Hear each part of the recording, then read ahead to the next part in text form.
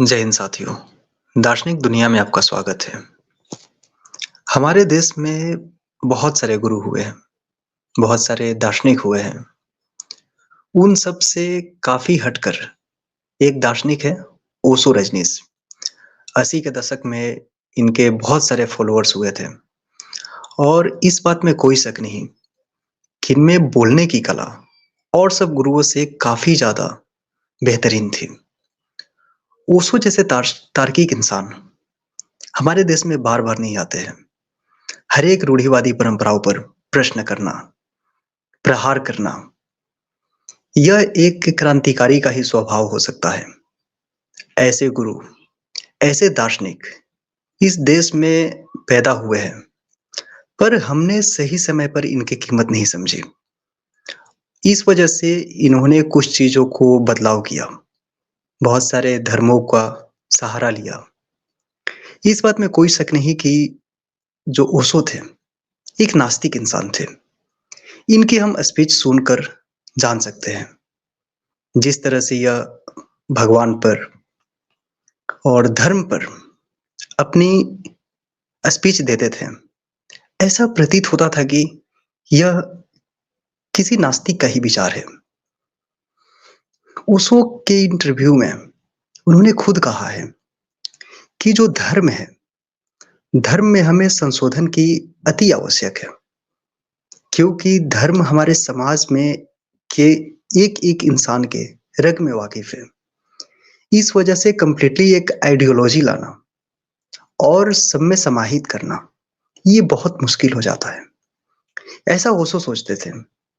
बेशक उनकी बातों पर प्रश्न खड़ा किया जा सकता है, क्योंकि जब हम सड़ी-गली व्यवस्था को प्रमोट करते हैं और उसमें कुछ सुधार करते हैं, तो लोग उसमें से नई बातें नहीं सीखते। वो उन्हीं बातों को पकड़ लेते हैं, जो उन्हें अच्छा लगता है।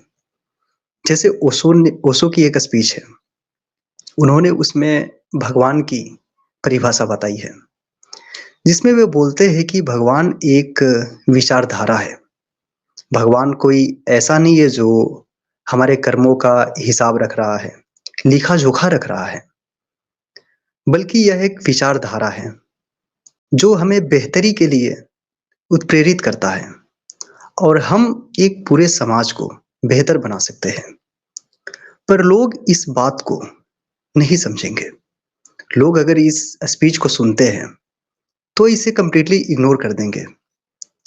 और ओशो ने बहुत सारे धार्मिक ग्रंथों की तारीफ भी की है। इस वजह से ओशो ने बहुत सारे नास्तिकों को अपने साथ रखा और धार्मिकों को भी एक जगह दे दी। लेकिन इसका एक नुकसान हुआ। जो धार्मिक इंसान थे, जो अंधविश्वासी थे, उनको सुनने तो लगे, लेकिन उनसे नास्तिकता वाली बातें, जो तार्किक बातें थी, जो प्रश्न करना सिखाते थे, उसको कंप्लीटली इग्नोर कर दिया। और जो इंसान नास्तिक था वो तो था ही, वो प्रश्न कर ही सकता था पहले से। उसकी तार्किकता में और ज़्यादा वृद्धि हो गई। पर ओशो की कुछ बातें थी, जो हमेशा हमारे मन को खटकती है। इस बात में कोई शक नहीं कि उन्होंने समाज के लिए बहुत बड़ा उपहार देकर चले गए। क्योंकि ऐसे तार्किक इंसान बार-बार समाज में नहीं आते और अगर अपनी बातें लोग शेयर करते भी हैं, तो सारे लोग सुनते नहीं है। तो मुझे जहाँ तक ऐसा लगता है कि ओशो की एक मजबूरी रही होगी। अपनी ही बातों को वो इस तरह से पेश करते होंगे कि लोगों को हर्ट हो जाए। और जब लोगों का सेंटिमेंट हर्ट होता है, तो सामने वाले की बात को बिल्कुल नहीं सुनते। इस वजह से कुछ चीज़ें हैं, जो उनके फ़ेवर में बातें बोलकर अपनी ही आइडियोलॉजी को उन पर बताया जा सकता है, उन्हें समझाया जा सकता है और फिर जाकर वो कहीं सोच सकते हैं। ओशो ने ऐसा ही किया, जिस तरह से भगवान पर उन्होंने बात की। पर परेशानी यहाँ खड़ी हो जाती है कि वो पुनर्जन्म में यकीन रखते थे। हो सकता है कि वो सच में यकीन रखते हो पुनर्जन्म में। वो ऐसा बोलते थे कि इंसान का पुनर्जन्म होता है, पुरानी पुराने जन्मों का हिसाब जो हम यादें हैं, उसे हम लोग अपने पास एक मेडिटेशन के थ्रू हम याद कर सकते हैं। तो इन सब में परेशानी होती है कि इस बात का आज तक प्रूफ नहीं है कि पुनर्जन्म होता है या नहीं, लेकिन फिर भी ओशो ने इसका जोर-शोर से समर्थन किया। जो भारतीय संस्कृति है, उसको भी उन्होंने महान बताया। जब पश्चिमी सभ्यता फल-फूल रही थी थोड़ी बहुत, तो भारतीय संस्कृति एक ऊँचाई तक थी, सबसे ऊँचाई तक, और वहाँ से धीरे-धीरे इसका पतन शुरू हुआ। पर इस बात में सच्चाई नहीं है। ओशो के भक्तों से अगर हम डिबेट करते हैं, तो उसी बात को रिपीट करते हैं जो ओशो ने कही है, जो ओशो ने उन लोगों को बताया है, और वो बातें नहीं वो लोग समझ पाते। एक नई बात जो कोई भी नास्तिक इंसान एक नया प्रश्न करता है, तार्किक इंसान कोई नई बातें करता है, लेकिन ओशो के जो फॉलोअर्स है कंप्लीटली अंधभक्त है, वो लोग कोई नई बात नहीं करेंगे, उसी बात को रिपीट करेंगे।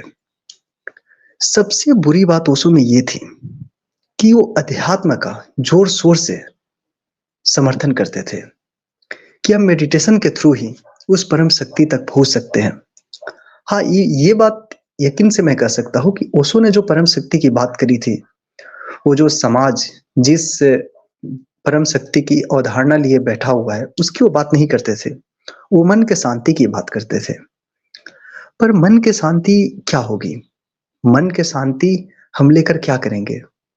और अगर कोई बोल रहा है कि धन में, पैसा में, शारीरिक सुख में, इसमें मन की शांति नहीं मिल रही है, तो इस बात में झूठ दिखता है, साफ तौर पर। क्योंकि पैसे से तो खुशी मिलती ही है, पैसे से हमारी सारी ज़रूरतें पूरी हो जाती है, स्वास्थ्य हमारा सही होता है। ओशो ने इस बात को भी कहा है कि वे अमीरों के गुरु हैं, क्योंकि जिनके पास बहुत सारा पैसा है, उनकी बेसिक नीड्स ज़रूरी हो चुकी है। इसलिए उन्होंने इस बात पर जोर दिया कि मैं जिनकी ज़रूरतें पूरी हो चुकी है, जिनको पैसे की कोई कमी नहीं है, वो लोग अध्यात्म में आए। तो अगर हम यह बात मान लें कि जिनके पास बहुत सारा पैसा होता है, जिनकी सारी ज़रूरतें पूरी हो चुकी है, जिनको किसी चीज़ की कमी नहीं है, वो अध्यात्म की तलाश करेंगे।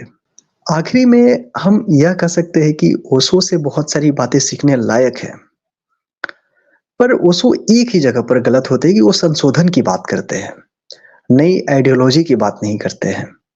जो गौतम बुद्ध ने अपना एक नया धर्म स्थापित किया, नई दर्शन स्थापित की।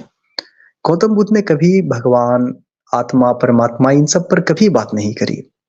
उन्होंने बस हम जो जीवन जन्म लेते हैं और मृत्यु तक कैसे जीवन को बेहतर बनाया जाए, उस पर बात करी। खुश कैसे रखा जाए खुद को, उस पर बात करी। ओशो में भी बहुत सारी बातें ये झलकती हैं। लेकिन यही दिक्कत होती है कि बुद्ध की जो आइडियोलॉजी थी वो एक कंप्लीटली नई आइडियोलॉजी थी, लेकिन ओशो ने संशोधन की बात करी। और जबकि पानी में अगर जहर मिला हुआ है, तो उस पानी में सुधार नहीं किया जा सकता। वहां पर जरूरत है हमें उस पानी को फेंक देने की और एक नए ग्लास में पानी भरने की जरूरत थी। लेकिन ओशो उस कोशिश में लिप्त रहे जब तक जिंदा थे। वो जो ग्लास में पानी है उसमें जहर मिला हुआ है, उसी को वो सुधारने की बात करते रहे, उसको उसमें अमृत डालकर शुद्ध करते रहे, लेकिन शुद्ध हुआ नहीं। इसलिए इस धर्म जैसी बीमारी को खत्म करना ही बेहतर है, इसकी कोई जरूरत नहीं है।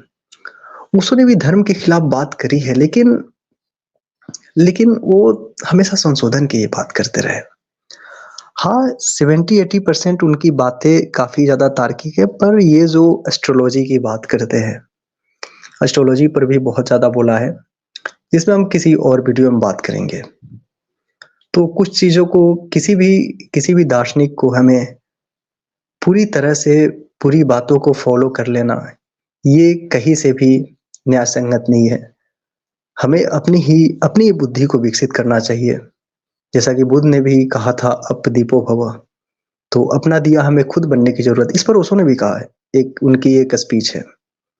तो ज़रूरत है अपनी ही बुद्धि से काम लिया जाए। तो दोस्तों, किसी और वीडियो में और डीपली बात करेंगे। आज के लिए बस इतना ही। नमस्कार।